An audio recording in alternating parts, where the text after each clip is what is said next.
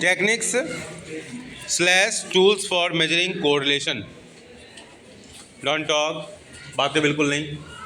बातें करोगे आधी बात समझ में आएगी, आधी बात समझ में नहीं आएगी।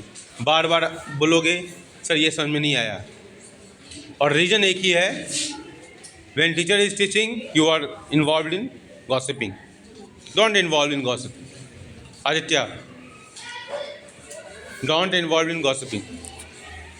चलिए, techniques slash tools for measuring correlation. Correlation को मेजर करने के टूल क्या हैं, किन तरीक़ों से हम मेजर करते हैं। पहला है स्कैटर डायग्राम। स्कैटर डायग्राम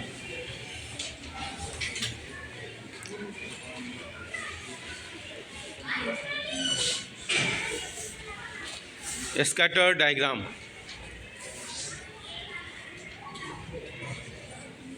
ठीक है। First point,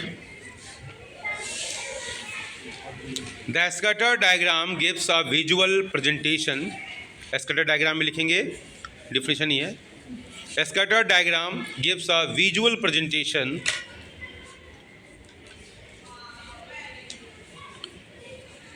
of the relationship. मैं रिपीट करूंगा, आपस में बात नहीं करेंगे, जो बात करेंगे उनके लिए रिपीट नहीं करूंगा। The scatter diagram gives a visual presentation of the relationship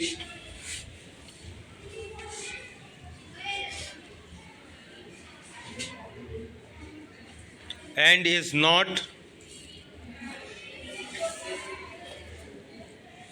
confined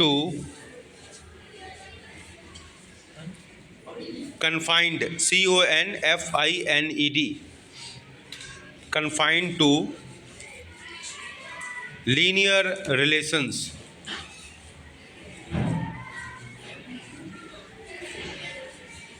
ठीक है, लीनियर रिलेशनशिप, स्ट्रेट लाइन, ठीक है, उसी तक सीमित नहीं है। ठीक है, हो भी सकता है, नहीं भी हो सकता है। ठीक है, स्कैटर्ड मतलब समझ लो, स्कैटर्ड बिखरा हुआ। ठीक है, डिग्री ऑफ कोरिलेशन अलग अलग हो सकते हैं, लो, मीडियम। ठीक है, ठीक है, तो कन्फाइंड नहीं है लीनियर कोरिलेशन तक ही। ठीक है, इट मे और मे नॉट बी। ठीक है, स्कैटर्ड डायग्राम। नेक्स्ट है Karl Pearson's coefficient of correlation. Karl Pearson's 3 tools हैं। पहला टूल था स्कैटर डायग्राम का टूल, दूसरा टूल है Karl Pearson's coefficient of correlation.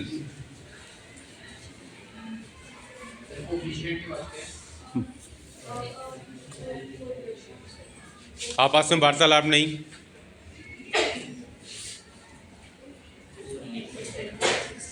Karl Pearson's KARL book होनी चाहिए थी आपके पास।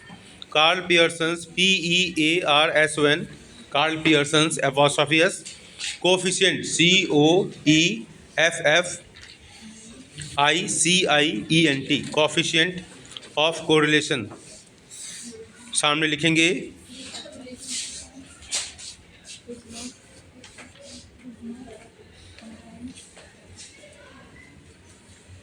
जिनको बातें करना है बाहर चले जाएं। Karl Pearson's coefficient of correlation, उसके सामने लिखेंगे Karl Pearson's coefficient of correlation measures MEASURES measures only linear relationship. Karl Pearson's coefficient of correlation, sit properly, Pawan, sit properly. Carl Pearson's coefficient of correlation measures only linear relationship, only, underline कर लिए, this is very important point, only linear relationship between 2 variables। ठीक है, only linear relationship, but scattered not confined to linear relationship only। Got a point? वो differences समझ में आ रहा है ना? क्विक, समझ रहे हो? दोनों में अंडरलाइन कर लो। उसमें क्या अंडरलाइन करोगे? Not confined to linear relationship. ठीक है, ठीक है, समझ। देखो यही ध्यान से पढ़ना इसी को कहते हैं। जब आप ध्यान से पढ़ते हो तो इस तरह की छोटी छोटी चीज़ें आप पकड़ते हो और यही एमसीक्यू क्वेश्चन यहाँ से निकल कर आते हैं और आप नहीं पकड़ पाते हो क्योंकि आपने अंडरलाइन नहीं करने की हैबिट सीखी है। ठीक है, पढ़ते समय जरूर अंडरलाइन कीजिए जो आपको इंपॉर्टेंट लगता है, कहाँ से क्वेश्चन फ्रेम किया जा सकता है। ये बात बच्चे को तब समझ में आती है जब बच्चा पढ़ने में इन्वॉल्व होता है।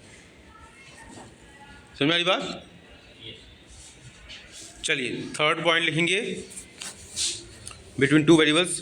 Third point, Spearman rank correlation. Spearman, SPEARMAN, man, Spearman, SPEAR, Spearman.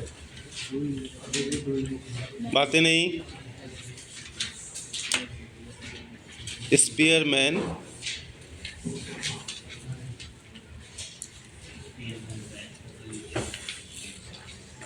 ठीक है।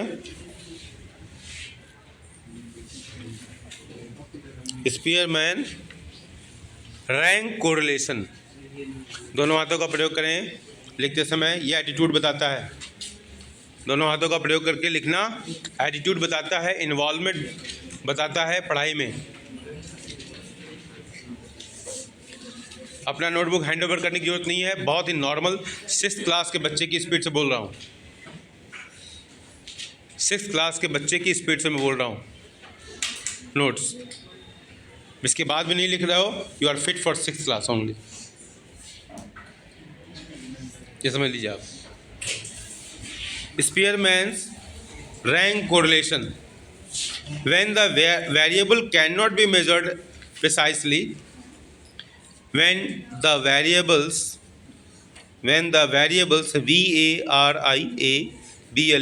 variables cannot be measured precisely, P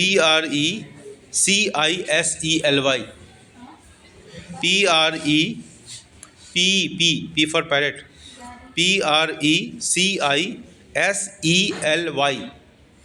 precisely, comma, rank correlation, rank correlation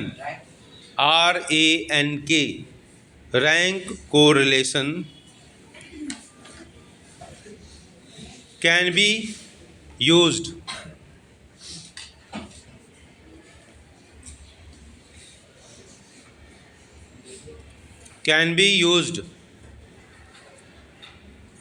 ठीक है। Next heading, properties of correlation coefficient. Properties of correlation coefficient, properties of correlation coefficient, properties of correlation coefficient.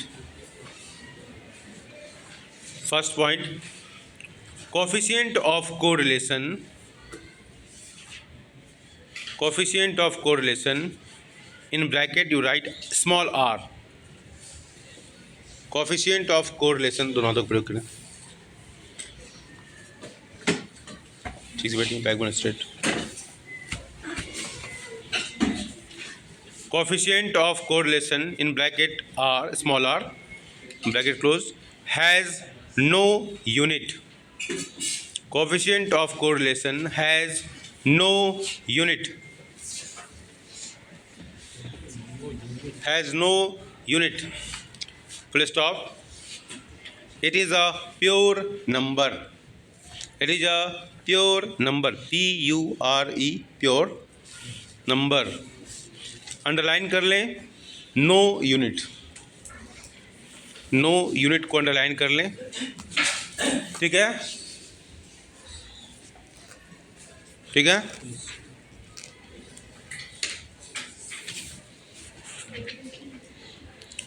चलिए, it means units of measurement, इट means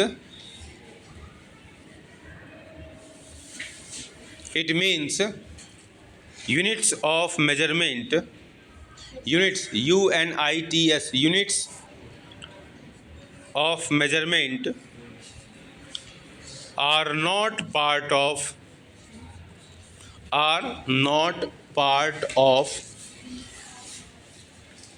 PART, part.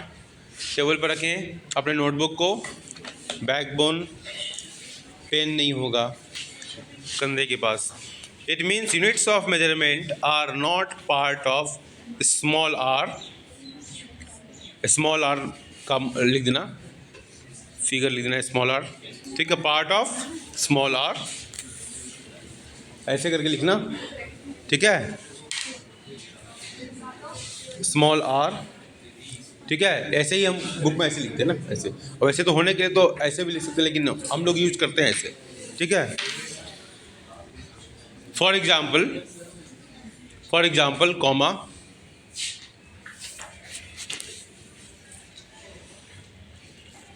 Comma, coefficient of correlation, bracket में small are लिख लेंगे। Coefficient of correlation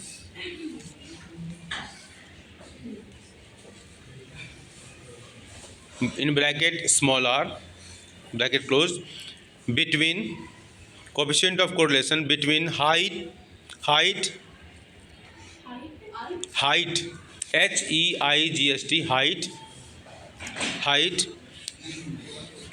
in feet and weight, height in feet and weight in kilograms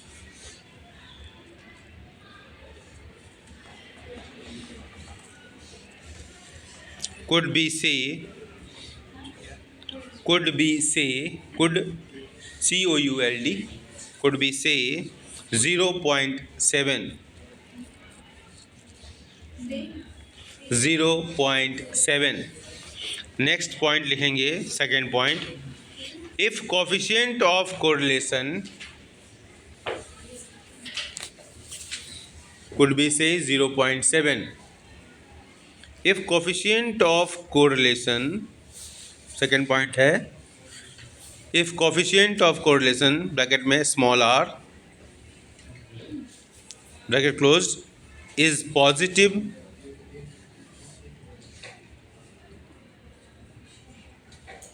if coefficient of correlation small r is positive, comma, the two variables move in the same direction,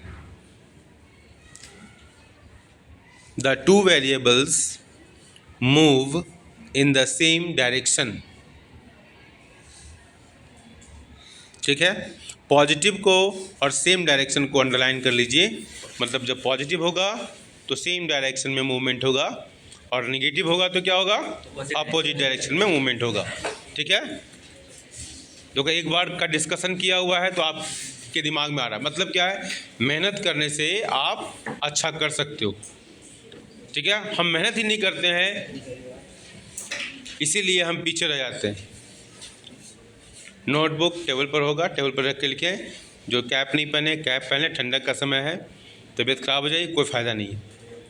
अब एक बच्चे का exam छूट गया, vomiting हो रही है, बैठा के आ रहा हूँ, पेरेंट्स को बुलाया है ले आने के लिए, तबीयत ख़राब हो जाएगी आपकी, 2 दिन 3 दिन एग्ज़ाम समाप्त, जो आपको एक्सपीरियंस होना चाहिए था वो एक्सपीरियंस नहीं होगा। यही कारण है कि जब बड़ों की बात बच्चे नहीं मानते हैं तो जीवन में असफल होते हैं। जो आपके भले के लिए सोचता है उस बात को भी बच्चे नहीं समझ पा रहे हैं, और उम्र का तकाजा ऐसा है कि उसको हंसी मजाक में सब निकाल देते हैं। लेकिन इसमें से बहुत सारे बच्चे सीरियस भी होते हैं, उनका जीवन अच्छा भी बनता है और अच्छा बनता ही रहेगा। और पॉइंट, ये टाइम है अटेंटिव होने का। 1 महीने बाद आपका एग्ज़ाम होगा, अभी बोर्ड एग्ज़ाम की तैयारी हो रही है 12th क्लास की, उसी तरीके से आपको भी 10th और 12th की उसी तरह से आपको भी लगे रहना होगा। और स्पेशली आपके कंधे पर रिस्पॉन्सिबिलिटी से बहुत बढ़ गई है। अगर सबके साथ जो हमारे रेमेडियल वाले बच्चे हैं मस्ती के आलम में रहेंगे आप, तो फिर उस जिस दिन रिजल्ट निकलेगा उस दिन मेरी बात बहुत याद आएगी, और फिर तब आप कहोगे नहीं सही, सर ही सही थे, भले ही डांटते थे लेकिन सर ही सही थे। तब समझ में आता है। अभी नहीं समझ में आ रहा बेटा, अभी तो हंसते हैं बच्चे, मजाक उड़ाते हैं टीचर्स का, वो सब होता है समझ में। हर बैच में हम लोग यही देखते हैं, हम अपनी ड्यूटी ईमानदारी से करते हैं, हम इतना जानते हैं। आपको ईमानदार नहीं बनोगे तो रिजल्ट खराब होगा, पेरेंट्स का पैसा बर्बाद होगा, उनको दुख होगा, आपको जो होगा 2 साल का पैसा, 2 साल का समय आपका बर्बाद हो जाएगा, बाहर निकल जाओगे सिस्टम से, और कुछ बच्चे अगले साल भी मिलोगे सिस्टम में, लेकिन नुकसान तो हर बच्चे का हो रहा है ना बराबर मात्रा में। क्या मिलेगा फ़ायदा? हर साल दो साल करके एक क्लास पास आउट हो, मज़ा उसमें है? जल्दी से अपनी रिस्पॉन्सिबिलिटी पूरी करो, निकल जाओ, जो करना है करो, बिजनेस करो, जो भी करना है करो। मिनिमम डिग्री तो लेनी चाहिए ना। बैंक से लोन भी लेने जाओगे बिजनेस के लिए तो बैंक मांगेगा। लाइफ में स्ट्रगल बढ़ जाएगा। ऐसा नहीं है कि आप ज़िंदगी में कुछ नहीं कर सकता, जो 11th-12th किया वही ज़िंदगी में सफल होता है, ऐसा मैं नहीं कह रहा हूँ। लाइफ में स्ट्रगल बढ़ जाएंगे, इसलिए मैं बोल रहा हूँ समय है, इसको समय रहते हैं समझ जाओ। स्ट्रगल बढ़ाना चाहते हो बढ़ाओ। हाँ चलिए, क्या लिखा आपने? If coefficient of correlation R is positive, the two variables move in the same direction. Underline कर लिया होगा मेरे कहे के अनुसार। चलो एग्जाम्पल्स देख लेंगे। First, when the price of coffee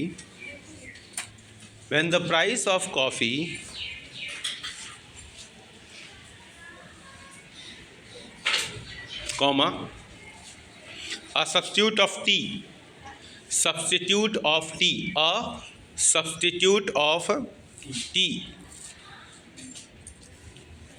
comma rises the demand for tea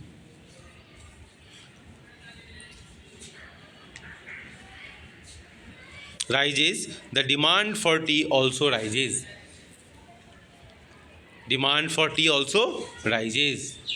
ये आप बहुत क्लैरिटी के साथ माइक्रो इकोनॉमिक्स में डिमांड वाले लेसन में पढ़ चुके हो, करेक्ट ना?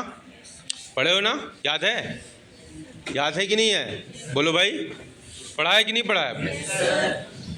ठीक है। दूसरा पॉइंट लिखेंगे, improvement in irrigation facilities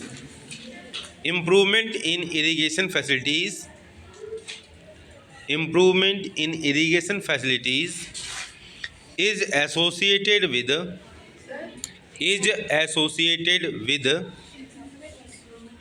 second point है एग्जाम्पल का, improvement in irrigation facilities is associated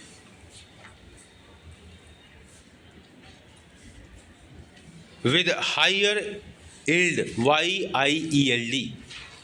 YIELD, मतलब बढ़िया इरिगेशन की फैसिलिटीज़ हुई और उत्पादन भी अच्छा हो गया। एक रिलेशनशिप दिखाई दे रहा है ना? ये किस तरह का रिलेशनशिप हुआ?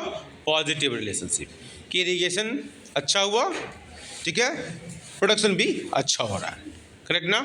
चलिए थर्ड पॉइंट लिखेंगे इसी में, when temperature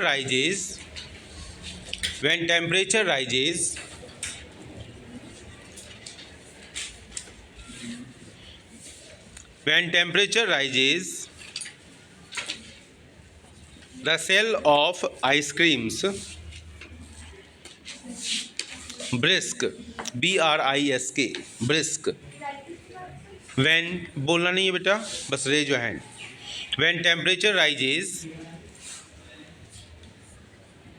जिन्हें डाउट होता है वो simply raise your hand because it's a part of manner class. when temperature rises, I will repeat, when temperature rises, the sale of sale of ice creams becomes brisk, brisk, ठीक है, तेज हो जाता है। जिसे कहते हैं ना, आप लोग कहेंगे दीवारों पर लिखा जाता है बच्चों स्कूलों में, ब्रिस्क मूवमेंट, तेज गति से, है ना, ब्रिस्क मूवमेंट, है ना, तेज गति से मूवमेंट। जैसे आर्मी जवान्स मूव्स ब्रिस्कली, है ना, तेज गति से चलते हैं, उनकी परेड देखो कितनी तेज होती है ना, brisk movement, that is okay. When temperature rises the sale of ice creams becomes brisk. ठीक है, नेक्स्ट पॉइंट है, थर्ड पॉइंट है। पहला पॉइंट था क्या, if coefficient of correlation is positive the two variables move in the same direction. Third point लिखेंगे a negative value of coefficient. Third point लिखेंगे a negative value of coefficient of correlation small r bracket में, a negative value of coefficient of correlation in bracket small r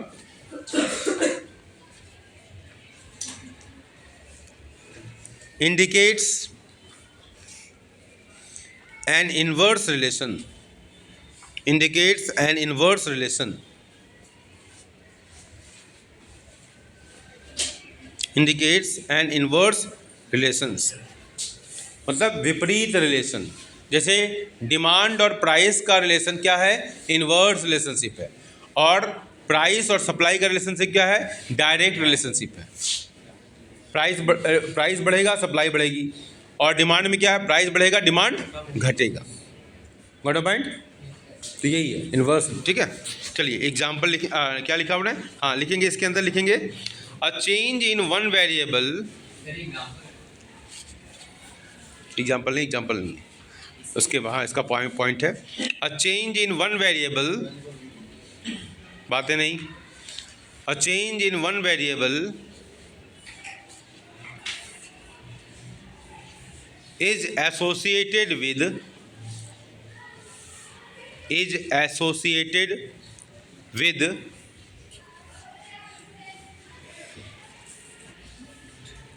change in the other variables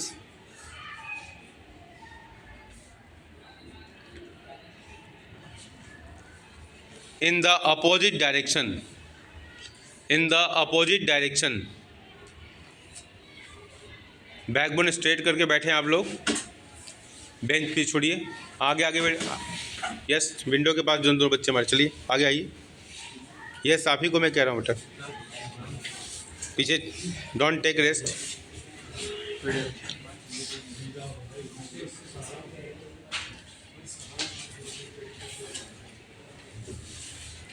चलिए क्या लिखा, a change in one variable is associated with change in the other variable in the opposite direction. ठीक है, ठीक है, opposite direction को underline कर लेंगे। एग्जाम्पल्स अब लिखेंगे। पहला point, when the rate of interest rises, when the rate of interest INTEREST interest, when the rate of interest rises, comma, the demand for funds also falls, the demand for funds also falls।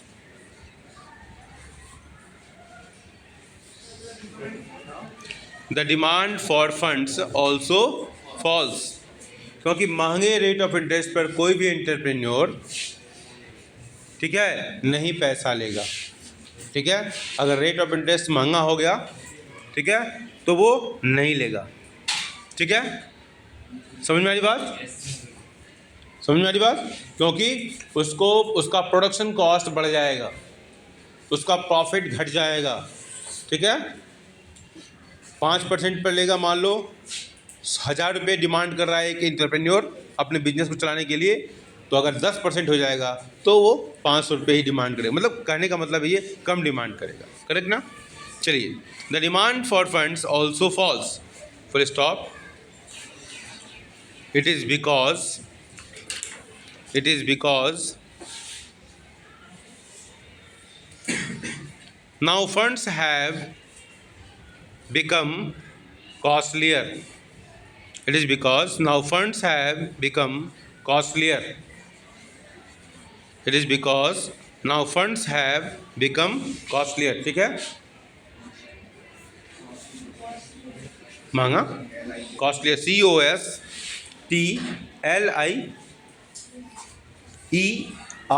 Costlier. ठीक है। Second point लिखेंगे, when price of a commodity rises, when price of a commodity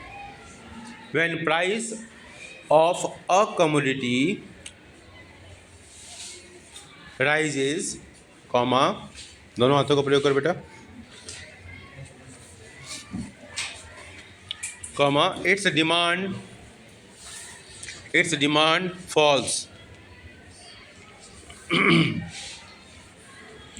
fourth point लिखेंगे हम, third point ये था, fourth point, the value of the correlation coefficient, the value of the correlation coefficient, the value of the correlation coefficient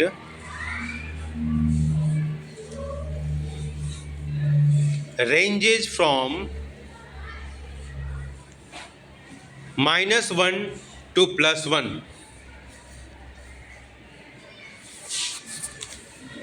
-1 to +1।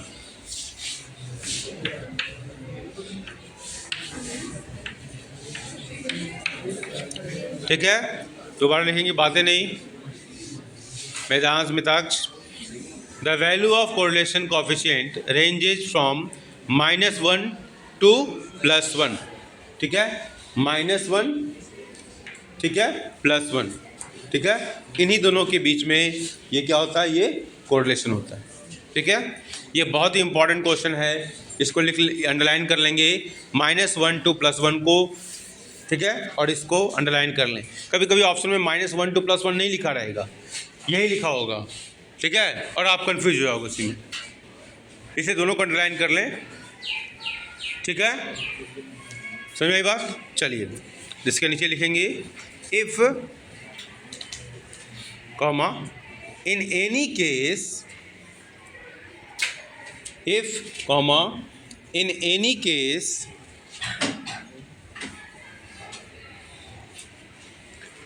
Comma, the value of coefficient of correlation, the value of coefficient of correlation, the value of coefficient of correlation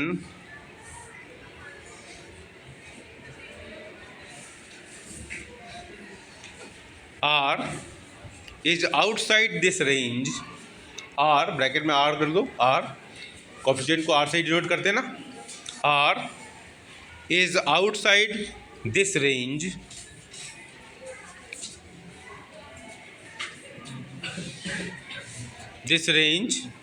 comma, it indicates error in calculation, it indicates error in calculation,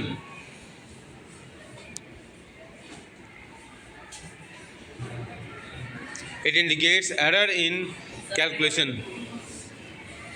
it indicates error in calculation. I am just repeating, if in any case the value of coefficient of correlation R is outside this range, it indicates error in calculation. Underline कर लो। ठीक है, value of coefficient of correlation is outside this range, indicates error in calculation, पूरा underline कर लो। ठीक है, समझ लो, ये आपको एक टूल मिल गया कि while you are calculating coefficient of correlation, आप फाइंड आउट कर रहे हो किसी भी मेथड से, तो उसका वैल्यू कितना होना चाहिए,